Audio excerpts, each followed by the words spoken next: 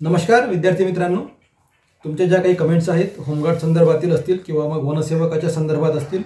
तर तुमच्या कमेंट्स भरपूर प्रमाणामध्ये असतात की नेमकी वेटिंग लिस्टची कधी उघडणार आहे किंवा मग काय प्रोसिजर असणार आहे समोरची। तर याआधी सुद्धा आपण सांगितलेलं आहे की जोपर्यंत हा मंत्रिमंडळाचा जो काही विस्तार आहे हा जोपर्यंत होत नाही, जोपर्यंत हे मंत्रिमंडळ सुरळीत होत नाही, मुख्यमंत्री उपमुख्यमंत्री आणि जे काही आपले वनमंत्री आहेत, वनसेवकाच्या बाबतीत जर विचार केला तर किंवा मग होमगार्डच्या बाबतीत जर विचार केला तर मग गृहमंत्री आहेत किंवा ही जी काही सुरळीतता आहे, जोपर्यंत ही सुरळीतता यामध्ये येणार नाही तोपर्यंत हे विषय या ठिकाणी मार्गी लागणार नाहीत, ही गोष्ट समजून घ्या। आणि जास्त टेन्शन या ठिकाणी तुम्ही होमगार्डचं घेऊ नका, कारण की मी तुम्हाला या अगोदर सुद्धा सांगितलेलं आहे की होमगार्डची जी नोकरी आहे ही पर्यायी व्यवस्था आहे। एवढं तुम्ही त्या ठिकाणी त्याची काळजी करण्याची गरज नाही आहे। तुम्ही एग्जाम दिलेली आहे, चांगले मार्क्स तुम्हाला आहेत, काही ठिकाणी ज्या काही वेटिंग लिस्ट आहेत त्यामध्ये थोडासा प्रॉब्लेम झालेला आहे पालघर सारख्या जिल्ह्यामध्ये, तर त्या ठिकाणी सर्व विद्यार्थी घेतले पाहिजे किंवा जास्तीत जास्त विद्यार्थी घेतील अशी सुद्धा परिस्थिती निर्माण त्या ठिकाणी होऊ शकते। आणि बाकीच्या जिल्ह्याच्या ज्या काही वेटिंग लिस्ट आहेत तर त्या वेटिंग लिस्टचा जो एक सिक्वेन्स आहे त्यानुसारच त्या वेटिंग लिस्ट ओपन होणार आहेत, कारण की वेटिंग लिस्ट त्याचप्रमाणे काम करत असते। जे विद्यार्थ्यांचं सिलेक्शन झालेलं आहे त्या विद्यार्थ्यांनी जर तिथं जॉईन केलं नाही तर त्या जागा त्या ठिकाणी रिक्त होतात किंवा मग त्या ठिकाणी जागा वाढल्या पाहिजे किंवा मग जे काही त्या ठिकाणी होमगार्ड कार्यरत आहेत ते त्यांनी जी पुनर्नोंदणी जर केली नसेल तर त्या ठिकाणी त्या जागासुद्धा त्या ठिकाणी रिक्त होतात आणि अशा प्रकारे त्या वेटिंग लिस्टमधले विद्यार्थी मग नंतर त्या ठिकाणी वर घेतल्या जातात, अशी ती प्रोसिजर असणार आहे। परंतु विद्यार्थी मित्रांनो, भरपूर सारे चान्स आहेत तुमच्याकडे, एका गोष्टीवर तुम्ही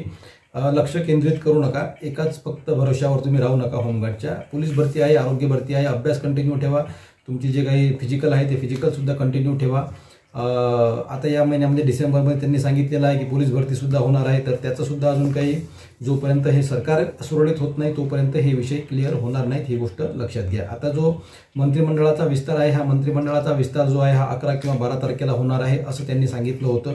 परंतु आता अजून एक त्यामध्ये न्यूज आलेली आहे की तो विस्तार 14 तारखेला होऊ शकतो। त्यानंतर मग हिवाळी अधिवेशनसुद्धा आहे आणि हे जे काही 3 सरकार आहेत या 3 सरकारचा जे काही त्यांचे नावं ते निवडतील, कोणाला मंत्री करायचं कोणाला मंत्री नाही करायचं असे ते नावं निवडतील आधी, त्यानंतर मग ते मुख्यमंत्री 2 उपमुख्यमंत्री हे त्यावर चर्चा करतील आणि त्यानंतर ती लिस्ट दिल्लीला जाणार आहे आणि दिल्लीवरून ते नावाची त्या ठिकाणी कन्फर्मेशन होणार आहे की तुम्ही या ठिकाणी शपथ घेणार आहेत, हे मंत्री या ठिकाणी असणार आहेत, असा तो विषय असणार आहे। लांबणीचा विषय आहे, त्या कारणामुळे नेक्स्ट अपडेट जर काही नवीन आली तर आपण आपल्या चॅनलवर अपलोड करतच असतो, परंतु तोपर्यंत तुम्ही जो काही तुमचा अभ्यास आहे, जे काही तुमचं रुटीन आहे ते रुटीन व्यवस्थित ठेवा आणि एका गोष्टीच्या मागे न लागता बाकीच्या गोष्टीचा सुद्धा या ठिकाणी पर्याय उपलब्ध आहेत आपल्याला, त्यासाठी तुम्ही प्रयत्न करा। पालघर जिल्ह्याबाबत विशेष करून आपण जास्त कमेंट्स आपल्या चॅनलवर असतात, तर त्या ठिकाणी जास्तीत जास्त विद्यार्थी वेटिंगमधील घ्यायला पाहिजे, कारण की त्या ठाणेमध्ये त्यांनी सर्व विद्यार्थी घेतलेले आहेत आणि पालघरमधले विद्यार्थी त्यांनी घेतलेले नाहीत। हा सुद्धा एक तिथल्या विद्यार्थ्यांवर अन्याय आहे असं आपल्याला वाटतं, कारण की कायमस्वरूपी नोकरी जरी नसली तरी तो एक रोजगार आहे, विद्यार्थ्याला एक प्रकारचं त्या ठिकाणी समाधान किंवा मग एक कॉन्फिडन्स येऊ शकतो की आता आपण या नोकरीमध्ये आहे।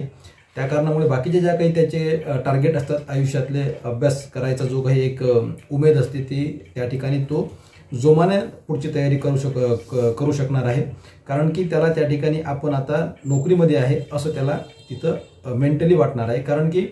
मेंटली यासाठी म्हणतोय की कायमस्वरूपी नोकरी नाही आहे आणि कायमस्वरूपी तुम्हाला त्या ठिकाणी ड्युटीसुद्धा नाही आहे, परंतु एक सहारा म्हणून, एक आसरा म्हणून तुम्हाला ती ड्युटी त्या ठिकाणी देणं हे सरकारला आवश्यक आहे आणि त्यांनी तसं ते करायला पाहिजे। बाकीच्या जिल्ह्याच्या ज्या काही वेटिंग लिस्ट आहेत तर बाकीच्या जिल्ह्याच्या वेटिंग लिस्टची जी काही एक ओपन होण्याची जी एक सिक्वेन्स आहे तो सिक्वेन्सनुसारच त्या लिस्ट ओपन होतील, अचानक त्या लिस्ट ओपन होणार नाहीत, ही गोष्टसुद्धा तुम्ही